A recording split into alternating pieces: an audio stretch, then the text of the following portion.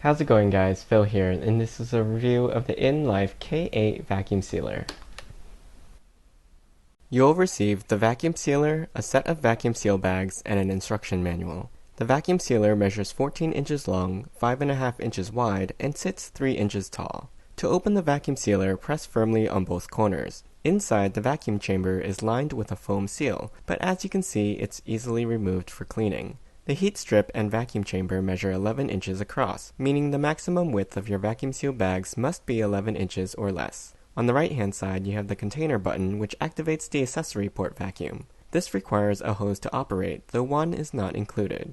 On the underside, the power cable stores neatly inside the unit and measures 3 feet long. The included bags come in 2 sizes, 9 inches by 7 inches and 9 inches by 5 inches. These bags have a pre-sealed end with a tear-off tab so you can easily open the bag later. Though you only get to do this once, the bags are reusable. The other end is open for putting your food in and sealing the bag.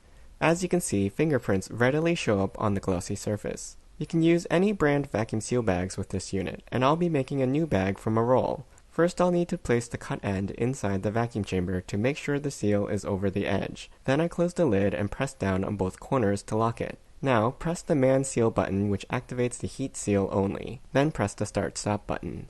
The lights will blink while the unit is sealing, and start-stop will turn blue when it's done. Press on both corners to open the unit and remove the bag. I made the mistake of touching the seal right away, and I want you to know that it'll remain very hot for a minute or so, and it's possible to burn your fingers doing this. Now that I have one end sealed, I can fill up my custom-made bag with frozen tomatoes. For best results, food should be pre-frozen or very dry. Then I place the open end inside the vacuum chamber, close the lid, and press on both corners. This time, I press vac seal before pressing start-stop. The unit isn't as loud as other vacuum sealers I've used, but it's also not terribly fast. You can also stop the vacuum partway through the vacuuming and initiate manual sealing for more delicate foods like bread or chips.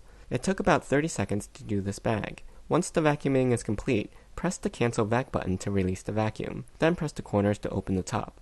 Food that's vacuumed will spoil less quickly in the fridge and also avoids freezer burn when frozen for long periods of time.